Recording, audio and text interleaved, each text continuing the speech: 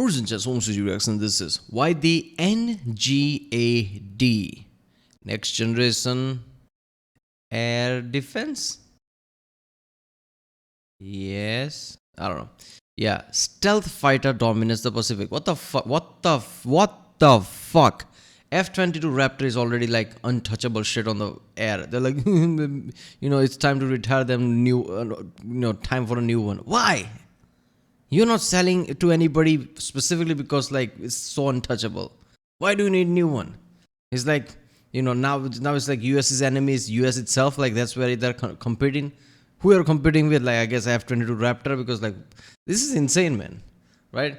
I'm pretty sure this is like a French plane, which is like a good. I mean, it beats F-16, but it's nowhere close to F-22 Raptor, as far as I can on the top of it can gather.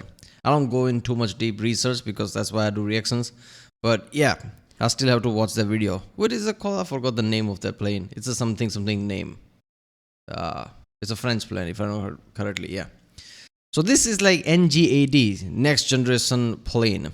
F-22 is like multi-decade old. This is from this decade, I guess. They're developing now. Implying from the title, is it already operational? What the fuck? It's already out there. So if you have already F-22, like it's just like it's never gonna see action apparently, because what war is gonna unless China decides to invade Taiwan and US like okay, unlike Ukraine, US decide to like okay we are full-fledged here. Unless that happens, F-22 will not see action, and it will like one of the most insane plane of all time will see no action. That's the thing, and they're already developing NGAD. And it's apparently already operational. I'm guessing they develop F-35 and it's like in that generation of that type of technology, linear wise, they're like, okay, we need to make a dogfighting plane, which is like NGAD. Why is it called NGAD? Well, it shouldn't be called something F, like F whatever. Call it F-55, who the fuck knows? Maybe this is like a experimental name right now. They'll probably give it proper name. Who knows? Who's developing it? Obviously, it's DARPA project, but who is Lockheed doing it? Usually Lockheed is the one who does it, right? I don't know. But that's what it's going to be good. This is from the channel Task and Purpose. Really good channel. I found it recently. They he covers really good topics, right? That's the main thing. Like, you can find good channels, but if they don't cover the good topics, it's like, okay, where am I going to find it? But Task and Purpose, like, if I like, ooh, what if is there a video about this? And this Task and Purpose probably had it. Abrams-X, is there some video about that? Yeah, Task and Purpose has it. NGAD, Task and Purpose has it. So let's watch it. The United States Air Force new fighter jet is currently called the Next Generation Air Dominance Program, and it has the primary goal to eventually replace the F-22 Raptor. Specifically, the NGAD aims to address shortfalls in the operational needs found in the Pacific Theater. Currently, U.S. Air Force fighters lack sufficient range and payload required in the Pacific, and we'll see how the NGAD goes about addressing that. What type of weapons and sensor capabilities is the NGAD? Hold up, that F-22 doesn't have like range. That's why they're making the new one. Is that it? So I'm guessing it will have similar tech to F-22, but it will have like better range and things like that. Because like what you gonna upgrade? Like maybe you'll add something here and there. F-22 is already insane with his radar and everything, right? His cross section is really small. NGAD likely to have. How does the U.S. Air Force think the future of contested airspace battles will play out? I'm your average infantryman, Chris Cappy. Let's find out. The Air Force plans to acquire 200 NGAD jets and 1,000 of its unmanned companion wingmen, and it'll come in at a price tag of about $16 billion. That amount will be spent over the next 5 years on its development. The Air Force claims this major investment is worth it though because this fighter will lower the cost per flying hour and make it more sustainable in the long term. And the money will be necessary to... It looks like a fucking triangle, but it's like such a smooth... It's like it's not... Every time, obviously, like, because of air... Like, you see all this car design and things change over a decade. It becomes more mainstream and smooth. But people don't realize it, like, all this car design usually looks to something like jets or some... It's either fish or jet. But normally it's like jet plane. That's where they take inspiration from if they're going to make it like mainstream slowly, right? If they keep going to develop same car over time, they'll change it based on that. So it kind of makes sense. But look at how plane looks like. It looks perfect triangle in a way. Develop the capability before other countries are able to. China, Russia, and the United States all claim that they have a similar timeline for their 6th generation aircraft. They want it Where's finished their by fifth? 2030, then in actual operation. Okay, where is Russia and China's 5th generation? What is equal to F-22? Okay, China upgraded their, J something planes, but their cross section is so big it can't even come close to F-22. Like, how is that 5th generation? By 2035, and they hope to completely replace their 5th generation aircraft by 2040. So set a reminder for my video update for September 2040. In July, we might have gotten our very first look at the silhouette of the NGAD from Lockheed Martin when they posted an Instagram story with several of their iconic designs, followed by a mysterious final airframe that experts believe is the 6th generation fighter. I guess it's better to disclose. What is this E3? They're launching it. Look at the sneak peek, like a teaser. You're developing your country's like top secret plane, like you giving it teaser. What is this commercial? Before someone has a chance to accidentally post a photo of the model, like how Russia did with their 6th generation fighter. What ultimately will bring the NGAD fighter into the 6th generation will be a combination of what the Air Force Chief of Staff General David Goldfein calls 5 key technologies, which are roughly outlined in a 2022 congressional report. Those being adaptive cycle engines, new airframe materials focusing on stealth and thermal management, improve radar and tracking systems with a focus on external cameras to provide increased situational awareness, and the last 2 being some of the coolest, albeit scary developments, accompanied unmanned drones and directed energy countermeasures. But first, I want to tell you about this. Accompanied unmanned drones. Directed energy countermeasures. What the fuck does that mean? Directed energy countermeasures. Yeah, okay. Adaptive cycle engines, it's like a F-35B type of thing, right? It has, that's what they're talking about, right? New airframe materials, improve radar and tracking system. Yeah, basically it's the same, like make it better, make cross section even smaller. Say F-35B type of radar, I guess, who can track multiple things. Accompanied unmanned drones. So I was telling the plane will have like it as default drones circling it. So it won't be just one plane. It will have like a helper around it, which is like, okay, you're like thinking way too hard. Isn't it supposed to be like dogfighting plane? Like how is supposed to be drone supposed to be keeping up with it? If something is replacing F-22, it's supposed to be dogfighting plane. If it's dogfighting, which means like it has to be insanely agile. If it's agile, like how is supposed to drones supposed to come with it? Like it's just like putting shackles on something, isn't it? Like just keep it one thing, man. Direct energy countermeasures, yeah, okay, I don't know. And directed energy countermeasures. But first, I want to tell you about this video sponsor, National University. One of the biggest benefits we receive for our military service is our GI Bill, and National University is one of the best places to use it. Founded by a retired Navy captain in 1971, NU has been serving the military community for over 50 years. Not only do they know how to fully maximize the post-9/11 GI Bill, they're a yellow ribbon university, and NU offers 25% off tuition scholarships for military veterans. They offer an on-site and online convenient 4- and 8-week courses for bachelor's, master's, and doctorate programs. Plus, they give credit for military experience. With over 190 degrees, plus certificates and credentials, their military advising team will provide career-focused guidance and dedicated support to help determine your best path forward. Whether you're thinking about getting your bachelor's, master's, or doctorate for your post-military career, yeah, we'll go to original video page link and from there support this channel.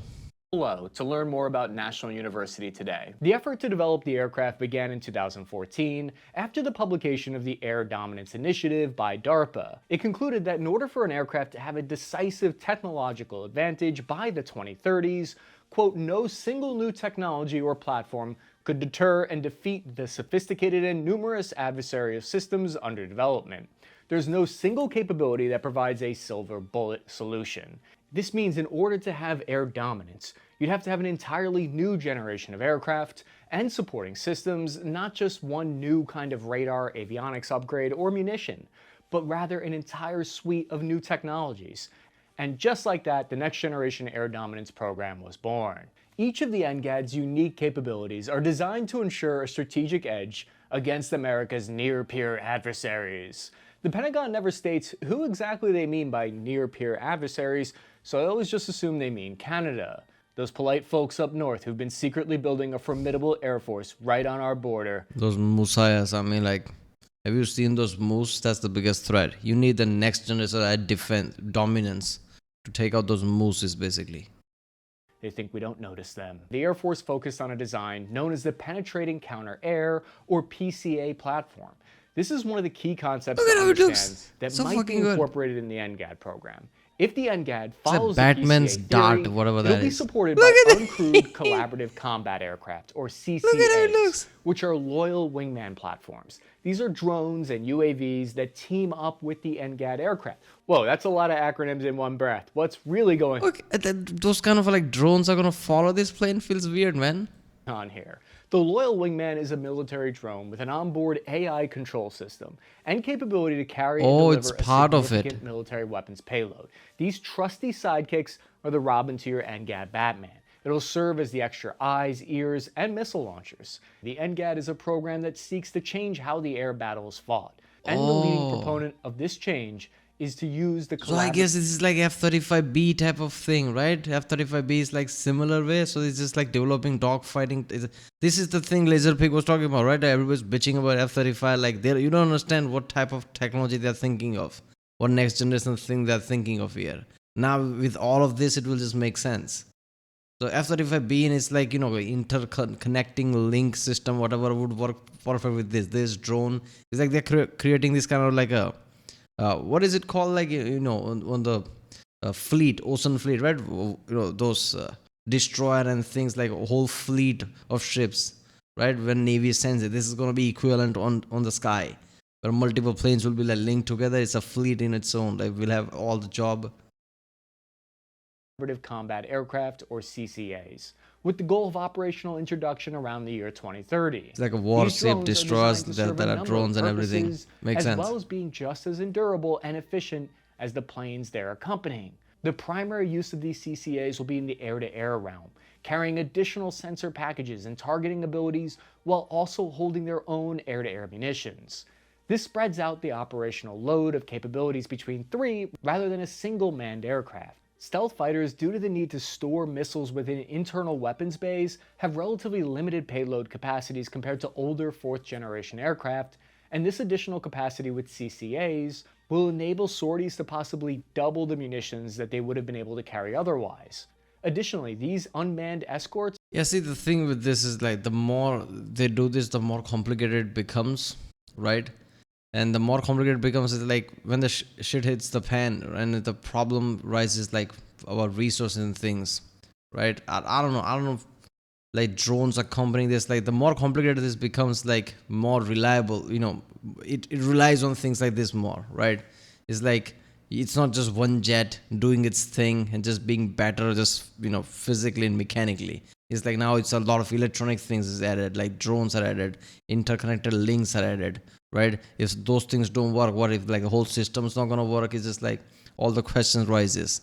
Now obviously, like in some battles here and there, of course there's not gonna be issue, but what if like a major scale war happens, and at that point logistics becomes the issue, at that point like resources become the issue, right? How is this gonna work? I don't know, like as a special mission thing, this is all great, but I don't think this should replace this F-22. F-22 still should be like the main thing, because it's just one plane doing its thing. It's like a jet as a jet can be, right? This is all just like next level shit with like connected things and the whole fleet type of mentality. With this F-35B, it should have its own special bubble of things, right? Like special mission requires this, like they're gonna send this. Otherwise, basically just like send F-22. Will carry their own. That's why they're not stopping F-16s, right? Information between not only the aircraft they're escorting, but also across all targeting platforms, meaning a CCA would be able to spot a target and enable any available aircraft to strike if they were within range. The unmanned nature of the drones also allows for greater risk to be conducted in air combat. Rather than a pilot and 6th generation fighter putting themselves at risk to engage an aerial target, the drone could be the one to engage it, with the pilot remaining outside the range of anything able to engage them. It's a lot easier to replace an unmanned drone than the aircraft pilot who takes years to train. So these 1,000 CCAs that are scheduled for production means that the Air Force plans to attach drone pairs to 300 F-35s currently in service and 200 of the new NGAD fighters. Reports indicate due to technological limitations of artificial intelligence, we likely won't see these unmanned systems in air-to-ground engagements just yet, due to the much higher level of complexity inherent with that domain. Once they're able to hit ground targets, this will be especially crucial in SEAD missions. The AI system is envisioned as being significantly lighter and lower cost than a human pilot, with their associated life support systems. Wait, could this thing explain all those recent UFO sighting around the world? Is the UFO story just a counterintelligence psyop to cover for this unmanned aircraft's capabilities? Either way, the primary application of these drones is to elevate the role of human. At the same time, government also opened the we are investigating alien shit. So that's whenever government does this, it's like you're hiding shit. You're putting like cover on something, right? It's like government openly says like, okay, we're investigating UFOs now. Yeah, really? Really? Are you doing that? Or are you just trying to like put light away from the secret projects like this? I don't have a problem with this. Like this is like a good strategy. But you know, no government will openly come and say like we are investigating UFOs. As soon as they say that, like, why are you saying that? What is happening? What are you doing in the background? Yeah, okay. I realized like F-22s basically are just like have this stealth mission element. The way I'm saying like very specific jobs should be done by this. F-22 is doing that, right? F-22s are not in that bulk. And somebody told me in the comment like F-22 can be upgraded because of this like limitation of how much you can upgrade the engine and things. So I'm guessing this will replace F-22 in that front. Because main dogfighting, there's already F-16s are being used generally, right? F-22s are very specific. If they're needed for stealth, that's their whole strength. Stealth is their strength. Otherwise, I'm pretty sure like F-16s are being upgraded right now, right? It's like for next 2 or so decades it's going to be there. The F-16s are going to get upgraded for better dogfighting elements, and this will replace F-22. Then it makes sense. Pilots to mission commanders. This leaves the AI as loyal wingmen to operate under their tactical control. The idea of this UAV wingman is it can perform the tasks that you don't want to worry about, like scanning for targets. General Kenneth Wilspatch is the commander of the Pacific Air Force Fleet, and he gives us some insider knowledge on what the drone tactics are going to be. Quote, some of them will be high-end, and some will be attritable, and some of them we just plan on them getting shot because that's their purpose, to get out there and soak up munitions that can't be used on something else. Oh, that last part I understand because that was my job in the infantry. It's a concept known as affordable mass, where 1,000 unmanned drones will keep the enemy guessing if they have enough ammunition to engage all their targets. God, in World War I, right? Certain British, Americans, and all the mix of people was sent into trenches just so they could go there and die and basically keep the pressure on. So in Verdun, Verdun probably, city doesn't fall. Like, holy shit, imagine that, like, human lives are just there for, pass the time, right? That's so insane when you think about it. In battle tactics, shit like that does happen. Affordable mass idea will only cost the Air Force $6 billion. To give you an idea of what the Air Force considers affordable, they live in a different reality with their nice chow halls and their luxury hotels during training events. I joined the wrong branch. Based on statements from the Air Force and their new Pacific Air Force's Strategy 2030, the eventual mission of these drones and 6th-generation fighters will be to target China's long-range rocket forces, likely because they represent the greatest threat to aircraft, while they're vulnerable on the ground at bases or on aircraft carriers. The goal of the PCA was to solve a problem that has plagued both the F-22 and F-35 aircraft, and that has to do with range. Due to the physics required to make an aircraft both highly maneuverable and stealthy, there are only a handful of geometric hull designs that work, which is a major reason why stealth fighters all seem to look the same. These design shapes greatly limit how much internal fuel an aircraft can carry, and things like external fuel tanks or mid-air refueling essentially negate any stealth that the aircraft would have, essentially taking away the entire point of having a 5th or 6th generation fighter to begin with. The F-22, for example, was designed with a European war in mind, where most sorties would be flown within a few hundred miles at most. And it had the luxury option of landing at the countless runways to be found in friendly NATO-aligned countries. But in a region such as the Pacific Theater, the distance between Taiwan and the nearest American accessible airbase, for example, would be at least 500 miles in Okinawa, just outside the F-22's combat radius with a full payload. The F-35, while it has a bit extra range and flexibility, due to it being able to launch from a carrier, is not at its core an air supremacy aircraft, creating a capability gap in the United States' goal of total air superiority. The PCA looks to fill that gap, providing an airframe that's capable of long ranges under full payload while still retaining the ability to Alright, seriously, all this like oh, wait a minute.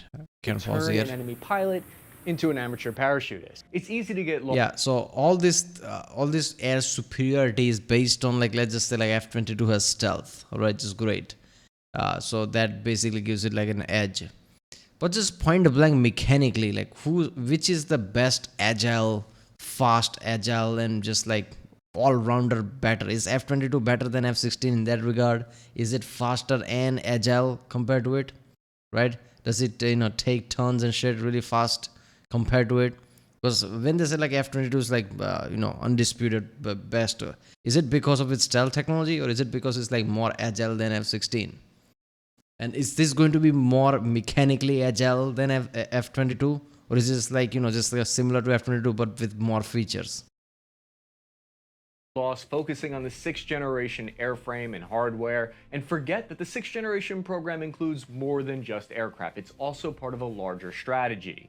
And that main thrust of the strategy is new remote islands. The Air Force is buying up every remote island except for Little St. James. The war zone first spotted a hidden American airbase under construction at Tinian Island in the Pacific. It's actually an old B-29 bomber airfield dating back to World War II that has since become overgrown with thick jungle vegetation. This is going to be one of the locations of this infamous Agile Combat Employment Base, or ACE base. The theory is that the ACE base will basically be a bare-bones skeleton crew of mechanics. It's a gasoline and repair shop in the middle of nowhere. The idea here is you could deploy just a handful of NGAD fighters and one refueling aircraft and start running sorties within 24 hours. Agile Combat Employment Base sounds exactly like what you think it is. When your boss told you were switching to new Agile office space, this is the same idea. This ties perfectly into America's larger strategy for how they plan on defending the Pacific. The whole idea is based around having these assets forward located. Since we know the F-22 has a unique advantage of operating at altitudes in excess of 60,000 feet, there's speculation that the NGAD will have similar capabilities. Any higher than that would require you have a full pressure suit for your aircrew. The advantage of high altitude flight is it gives air-to-air missiles and even air-to-ground missiles the ability to fly much further than when launched at a more reasonable altitude of 40,000 feet. The War Zone, run by Tyler Rodgeway, pointed out this insight, that even though stealth aircraft are tough to spot, the ability to sneak through enemy air defense networks is not going to be an option all the time. This means flying at high altitude will be important for a next generation fighter to have the maximum standoff capability with their weapons. For example, if an NGAD fighter is operating at 60,000 feet, its loyal wingman UAV Goose could be flying at 80,000 feet as a communication node. That means it can stay connected while being nearly 750 miles away from each other. I'm not gonna lie, this all sounds like it's like another Call of Duty that is set in future, basically, Advanced Warfare or some shit. Right? It does make sense when you think about it. Like, these are the helpers and shit. Makes sense. Force has already handed out 5 contracts to different companies worth $1 billion to work on the NGAD. Part of these contracts is going to develop the next generation adaptive propulsion. Starting with adaptive cycle engines, this is a new engineering technique that looks to increase the efficiency and therefore range of the aircraft. In typical aircraft design, engines needed to be produced with a specific speed in mind in order to be at its highest efficiency and not run out of fuel. Essentially, in the past, you had to decide between fuel-efficient long-range cruising or higher maneuverability and performance, but greater fuel consumption.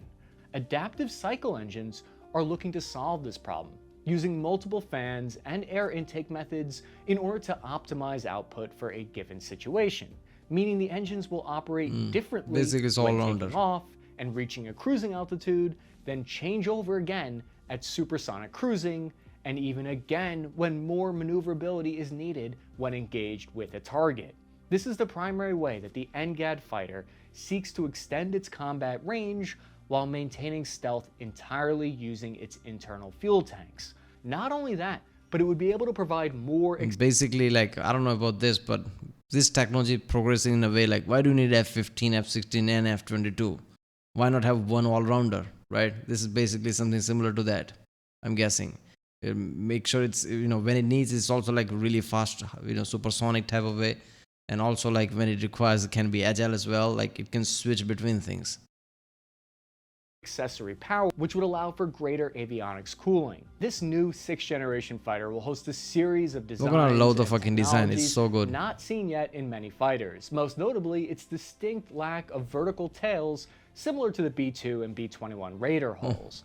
Vertical tails, while greatly increasing the stability and maneuverability of an aircraft, similarly increase the radar cross-section. Wait a minute, that's why I like it. It just looks like B-2 bomber, right? Because it doesn't have like those like vertical wings and shit, right? It's just flat. It's like no plane has ever been like this, I think, right? No dogfighting plane, at least. And air drag of the plane. In order to combat this, the new design will utilize the latest improvements in thrust vectoring and hull-oriented control services, rather than relying on traditional aeronautic designs. A second distinct design feature will be the double delta wing design, which enables better handling at both high and low speeds. A high sweep angle of the front of the fuselage around the cockpit reduces air drag, while a low sweep angle of the wings increases maneuverability. This, combined with the lack of tail, creates an airframe that would have been near impossible to fly effectively as a fighter in previous generations. But advances in avionics and computer capabilities have allowed engineers to not have to make the compromises on speed and range seen on previous aircraft. In addition to ensuring speed and maneuverability in the NGAD fighter, it's also going to incorporate shrouded engine exhaust in order to reduce infrared heat signature.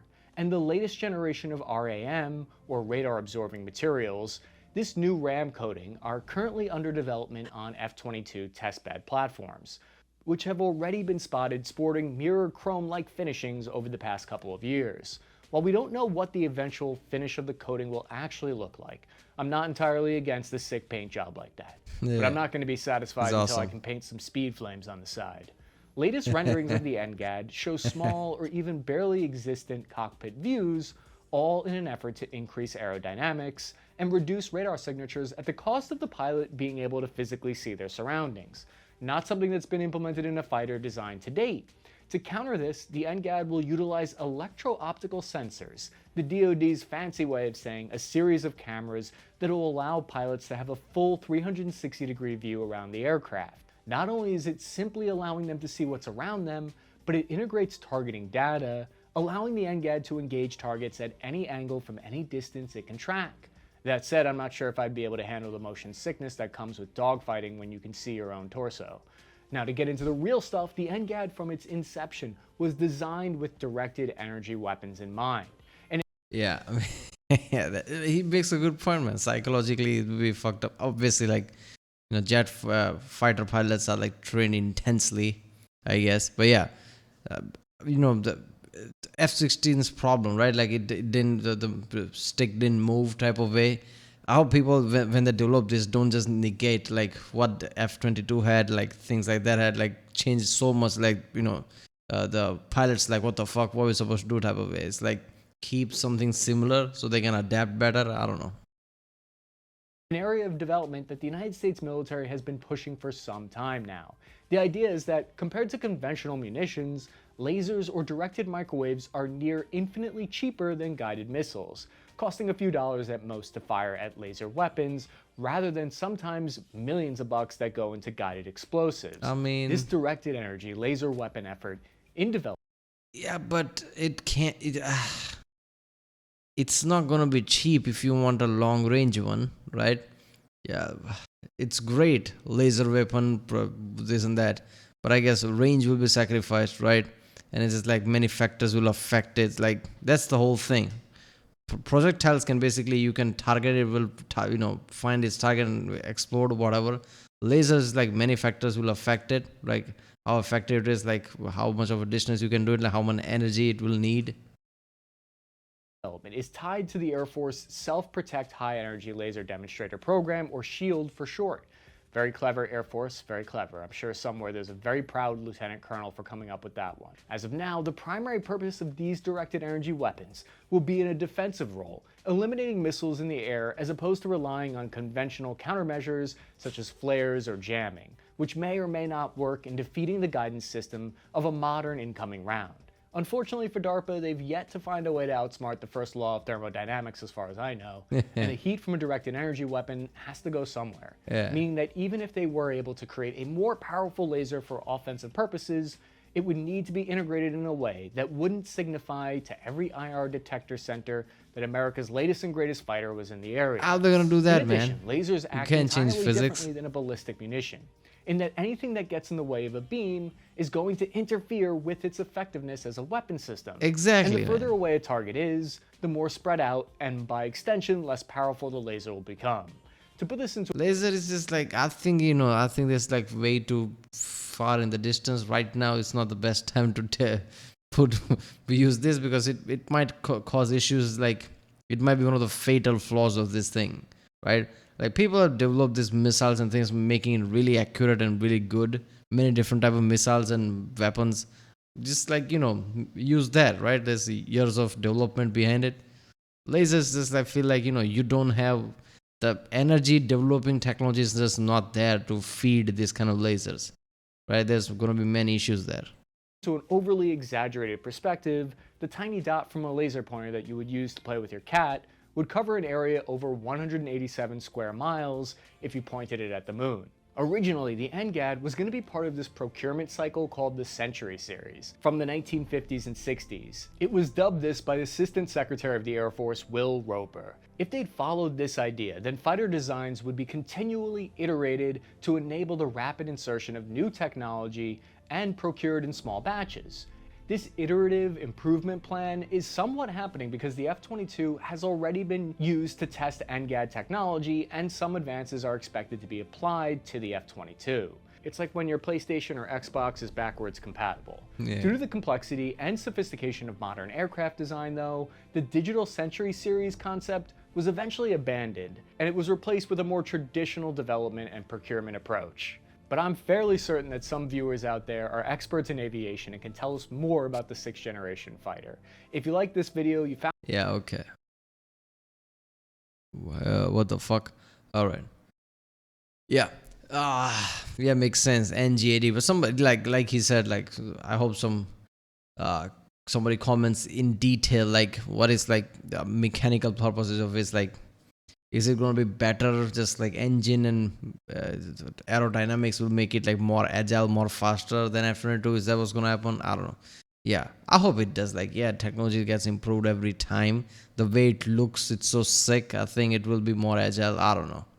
But yeah, and the next generation technology like drone, accompanying, I don't know, it just like feels like it's great, but they shouldn't use that as like their main dogfighting thing, right? It's very for specific missions type of way, because it relies on a lot of things. And I guess, I don't know, who knows, like if some country can pull it off, it has to be America with all the resources, money and logistics power, right? But yeah, at the same time, it's just like something like singular F-22 type of plane is needed. They have F-35, but it's like multi-purpose, not pure dominance type of thing, agile and things. I don't know. But yeah. Alright, well, that was why the NGAD stealth fighter dominates the Pacific. It's just like fucking next level things. It's like Russia, China doesn't even have F-22 equivalent, and they are like, okay, let's talk about cyberpunk universe. They're basically going there. Alright, people, if you like my reaction, don't forget to subscribe. That way you can help the channel by helping the algorithm. I love videos like this, learning more and more shit. There's another video, I don't know if it's from this channel or Real Engineering, whatever, right? About French jet. India has that too, apparently, and it's supposedly better than F-16 or something. I don't know, I saw the comment, something like that. I'm going to react to that tomorrow. And yeah, many others like that. And also on Instagram right now. If you want to follow me, link in the description. And yeah, I'll see you next time.